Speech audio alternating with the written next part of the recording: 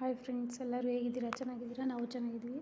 Actually ಇವತ್ತು ಮೆಂತ್ಯ ದೋಸೆ ಮಾಡೋಣ ಅಂತ ಒಂದೂವರೆ ಗ್ಲಾಸ್ ಇದು ನೀರು ಕುಡಿತೀವಲ್ಲ ಆ ಥರ ಒಂದೂವರೆ ಗ್ಲಾಸು ಅಕ್ಕಿ ಹಾಕಿದ್ದೀನಿ.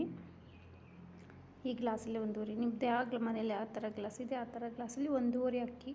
ನೀವು ಎಷ್ಟು ಜನ ಇದ್ದೀರೋ ಆ ಥರ ಅದ್ರ ಮೇಲೆ ಡಿಪೆಂಡು. ಬಟ್ ಒಂದೇ ದಿನ ಇಟ್ಕೊಳ್ತೀನಿ, ಬೇಕಾ ಮರುದಿನ ಇಟ್ಕೊಂಡು ತಿನ್ನೋಕ್ಕೆ ಬರೋಲ್ಲ. ಹಾಗಾಗಿ 2 ಸ್ಪೂನು ಮೆಂತ್ಯ ಹಾಕ್ತಾಯಿದ್ದೀನಿ.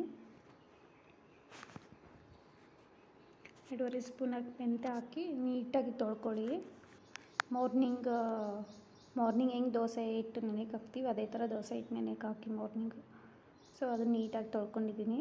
ಈ ಥರ ನೀಟಾಗಿ ತೊಳ್ಕೊಂಡು ನೆನೆಗೆ ಬಿಡಬೇಕು.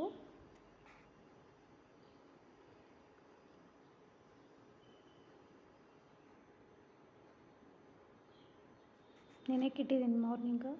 ಆಮೇಲೆ ನೈಟ್ ರುಬ್ಕೊಂಬಿಟ್ಟೆ ಮಿಕ್ಸಿಗೆ ಹಾಕಿ.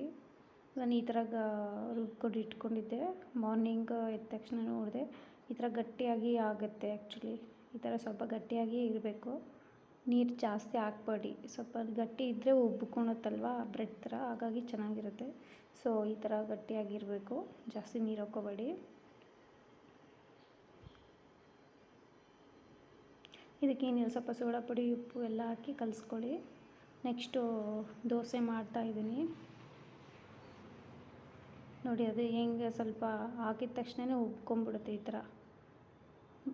ಅದ್ರ ಜೊತೆ ಶೇಂಗಾ ಚಟ್ನಿ ಮಾಡಿದ್ದೀನಿ, ಚೆನ್ನಾಗಿರುತ್ತೆ, ಮಾಡ್ಕೊಳ್ಳಿ.